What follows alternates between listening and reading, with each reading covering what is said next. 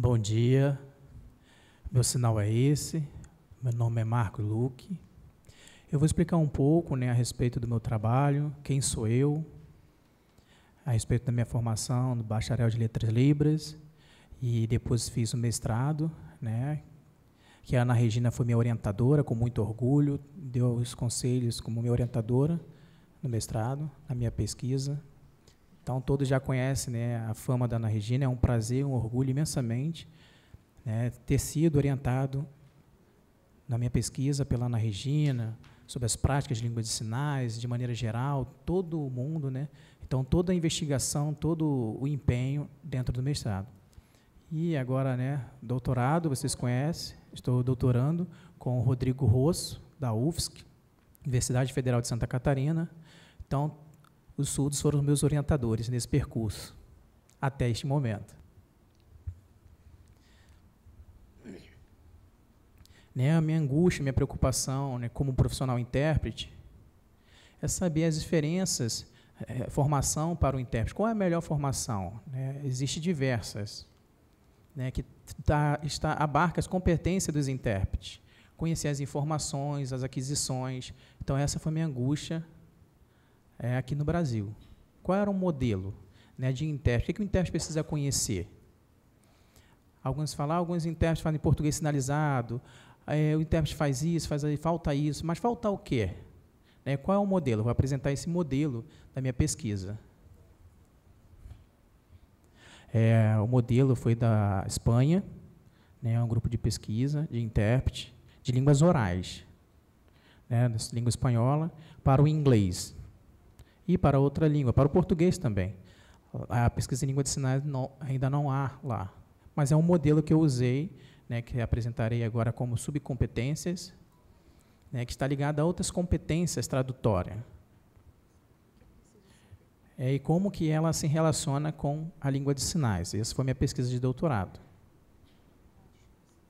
Essa discussão política, linguística, da formação do intérprete. Esse é o objetivo. Sabemos que existe 8 cursos de nível superior. Eu vou apresentar 8, sim, são 8 cursos de bacharéis no que o MEC compreende. E sabe que existe uma diferenciação. Por exemplo, lá no Sul existe a online, a EAD, a distância e a presencial. Com vários polos, com 3 polos e mais adiante, mas existe essa diferença. Dentro da UFSC já existe 2, e somando com as 6 espalhadas pelo Brasil, somam-se 8. Algumas letras libras e a nomenclatura não é letras libras, é outra nomenclatura.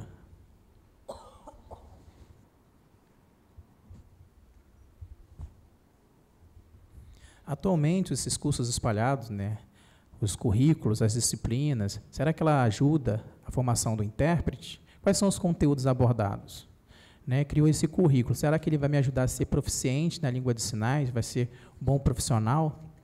Então, fui verificando, fazendo um apanhado, fazendo uma pesquisa, para compreender melhor esses currículos, assim como de acordo com o modelo lá da Espanha dos intérpretes de línguas orais. Mas essa aquisição das competências, são 5 que devemos ter essas competências, para ter uma qualificação e ser proficiente como intérprete. Se ficar faltando uma, for falha nenhuma, também complica na realização como profissional.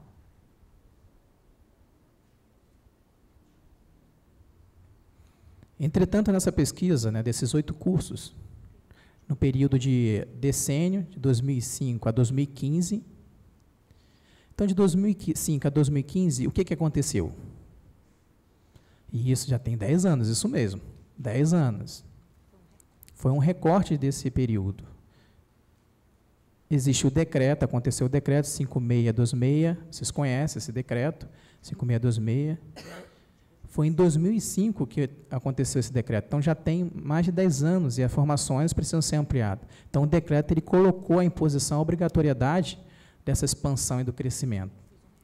E eu fiz um recorte desses 10 anos sobre esses 8 cursos, de 2005, que normalmente é o que acontece nas pesquisas. Existe um recorte de período, de tempo, que foi ligado, esse meu recorte ligado ao decreto 5626.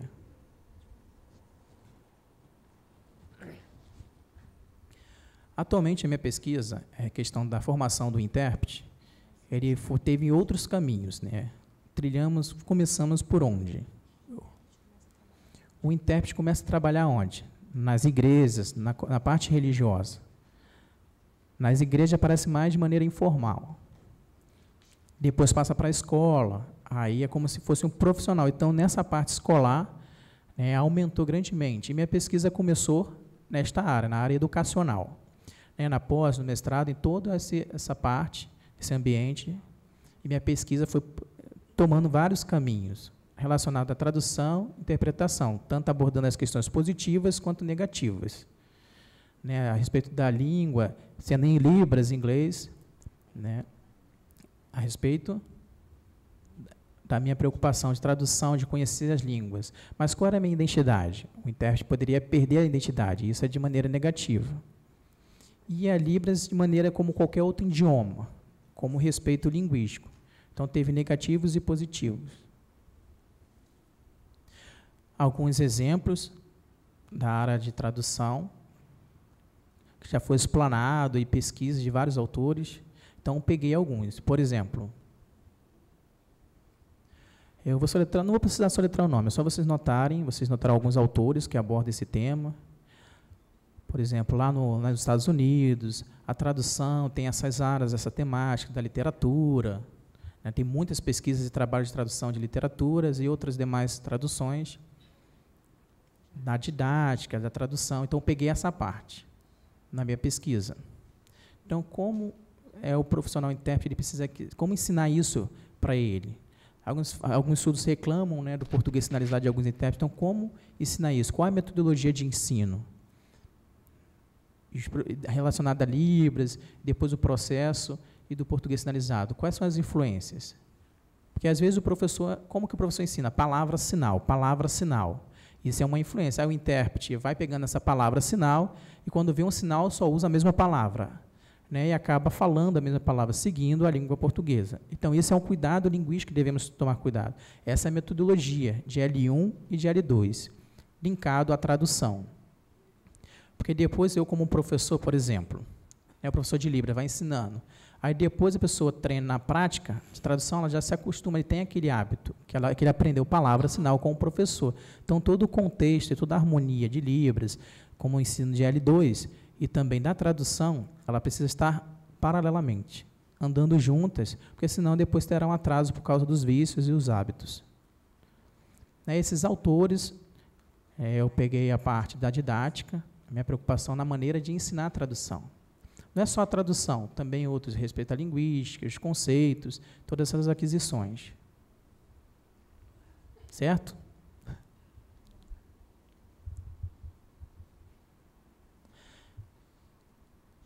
Relacionado à revisão de literatura, né, a respeito de alguns autores, né, eu não abarquei todos, é impossível fazer isso. Então, alguns autores eu pesquisei, fiz análise, né, com respeito relacionado às competências de tradutória, quais são os itens e os critérios.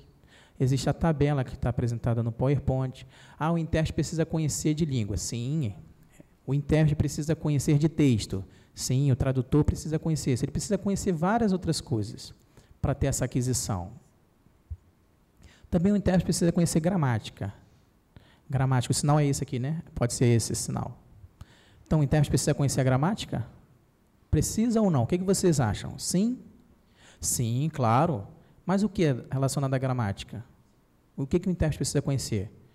Conhecer o surdo, a cultura, as duas línguas. Não tem como desassociar a cultura e a língua. Então, essa tabela ela combina com esses critérios. Cultura, gramática e série de coisas.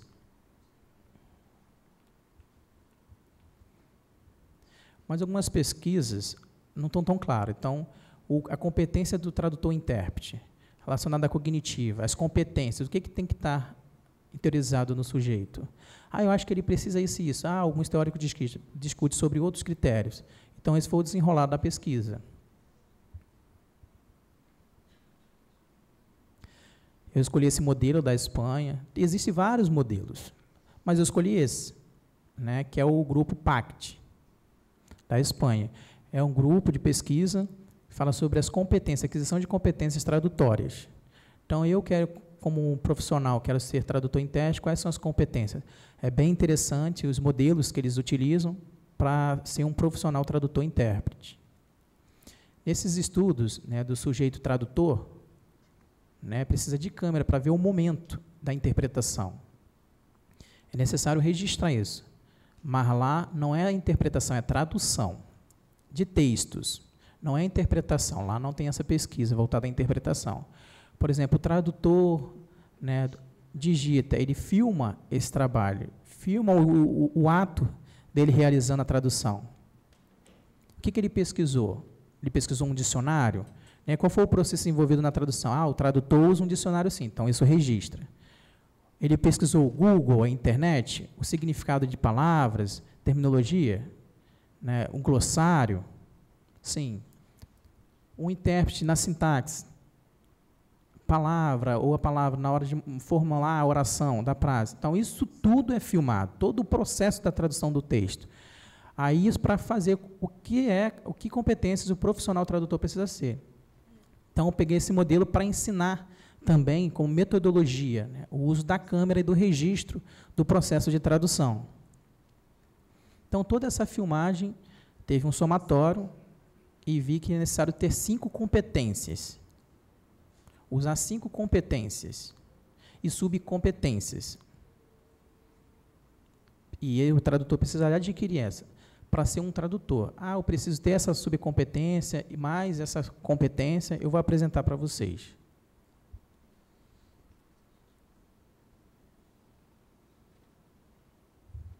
Qual é o meu tempo?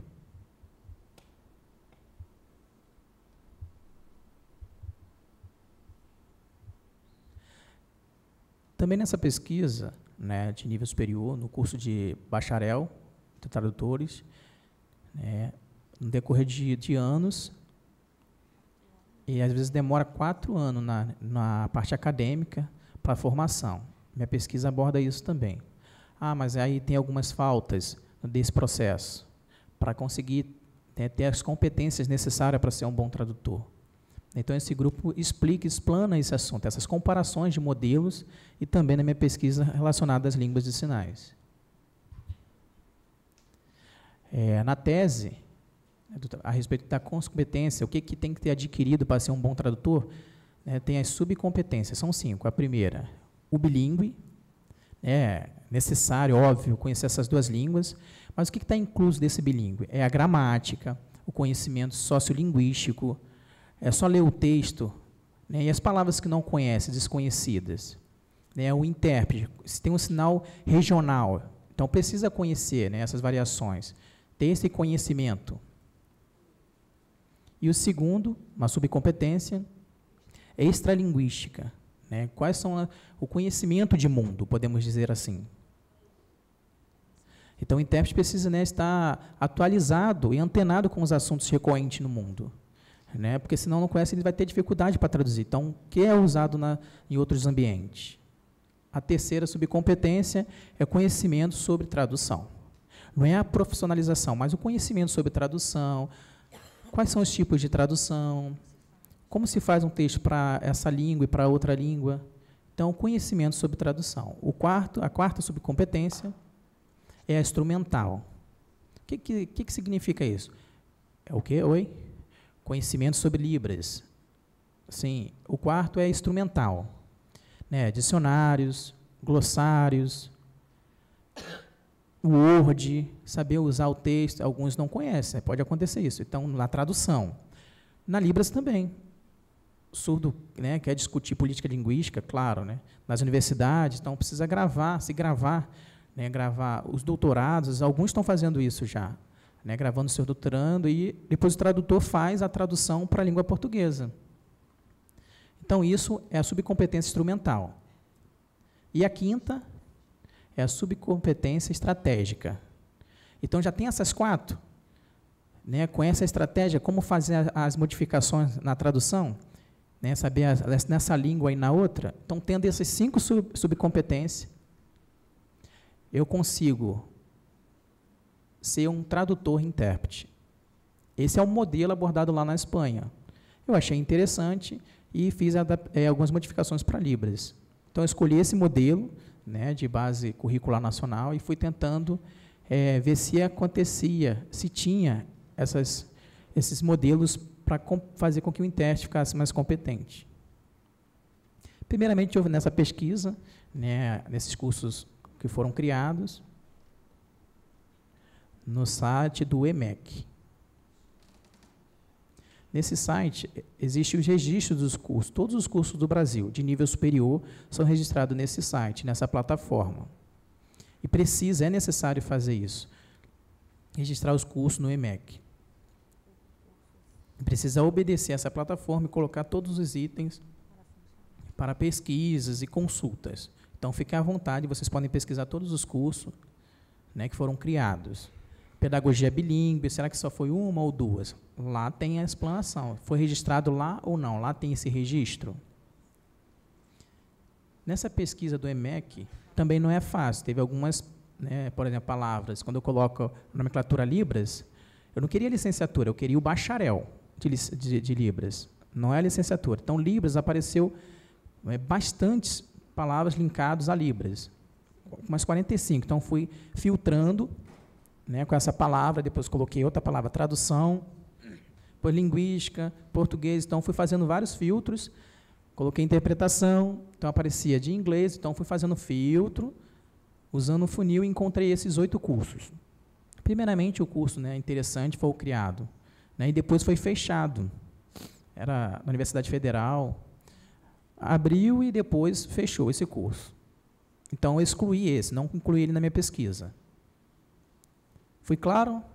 Tudo bem?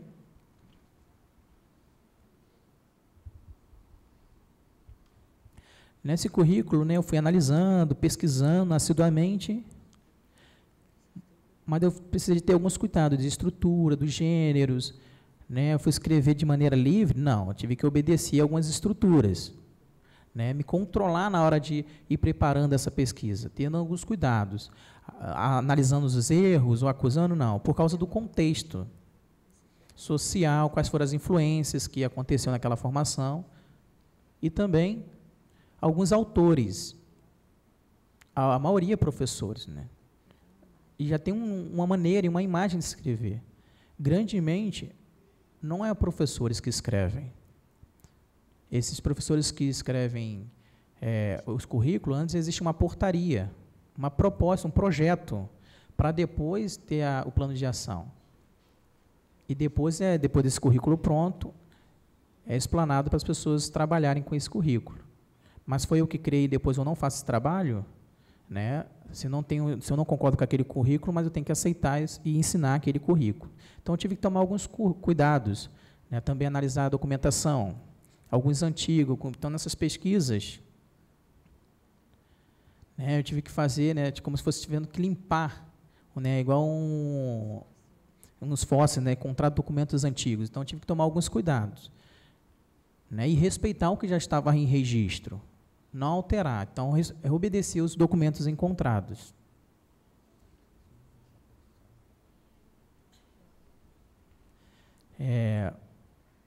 A respeito desse modelo de competências e subcompetências, que eu já explanei, que já foi abordado antes, do bilíngue, do extralinguístico, e as demais subcompetências. Então, será que existe essa subcompetência dentro dos currículos, dentro dos conteúdos ensinados e lecionados nesses cursos? Então, podemos comparar né, uma faculdade, encontrado lá, né, uma avaliação e uma defesa. Né, uma banca foi feita, né, analisando ainda as 8, então foi analisando cada currículo, ainda continua nesse processo. Na UFSCar, em São Paulo, Universidade Federal de São Carlos, lá tem um curso chamado bacharel. Esse é o sinal utilizado lá. Esse é o sinal. Na UFSC, esse é o sinal, né, do bacharel em Letras Libras, e lá na UFSCar, esse é o sinal utilizado lá, pelo curso que tem lá do bacharel.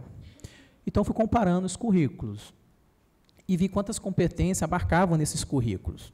Escolhi uma disciplina do primeiro período. Primeiro período, esse sinal que vocês usam aqui. É Libras. Libras 1. Então, fui vendo a explicação, a explanação desse Libras 1, a ementa, o conteúdo, o que é abarcado, o que é ensinado. nesse conteúdo de Libras 1. Então, ela combina com a primeira competência, que é a bilíngue. Ah, então tudo bem. Então, fui separando de maneira organizada como esses currículos e essas competências elas estavam abarcando dentro dos conteúdos ensinados e nas matérias dos cursos de bacharéis.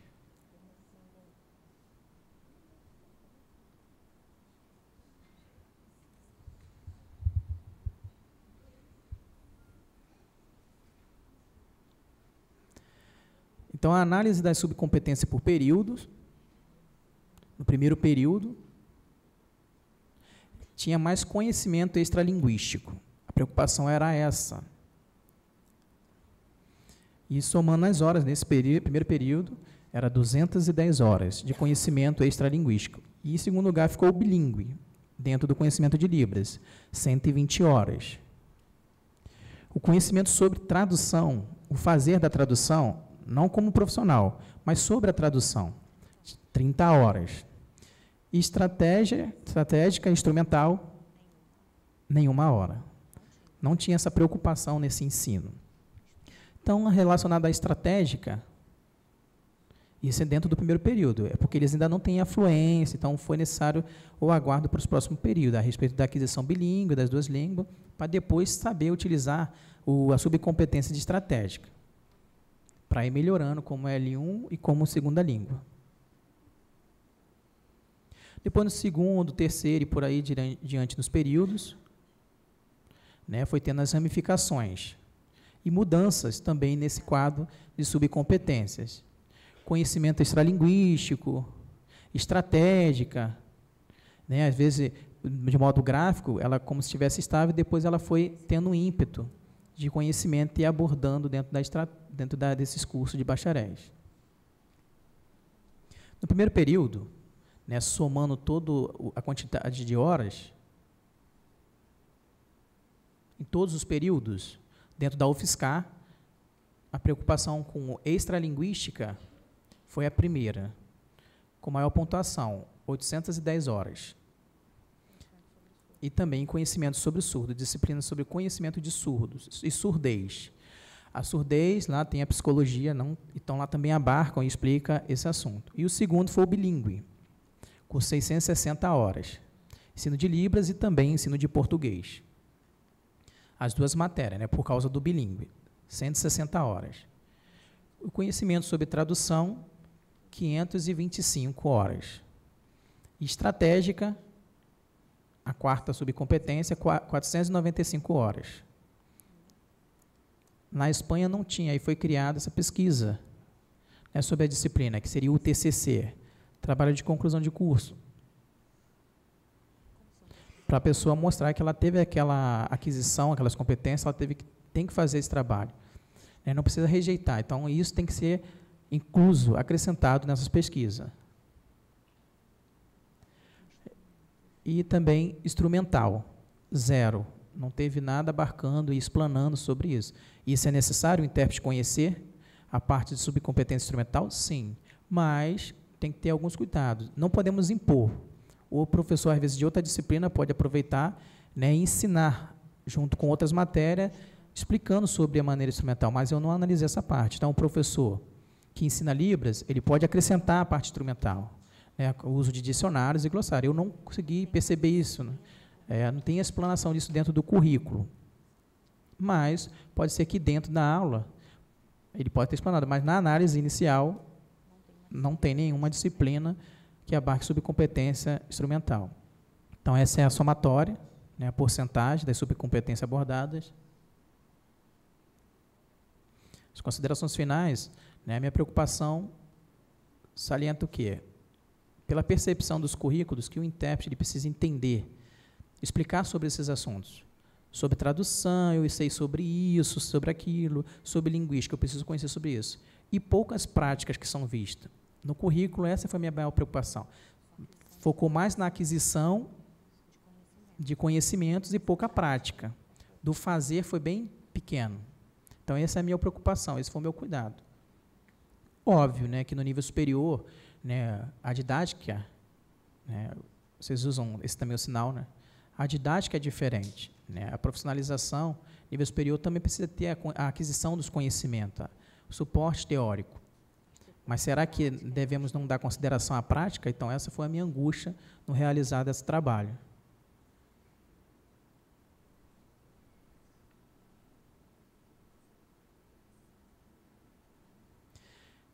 Então, a minha pesquisa é para ajudar, né, futuros profissionais a consultar ele para relacionado à criação de novos currículos de bacharéis, né, o que foi positivo, sobre as competências tradutórias e interpretativas.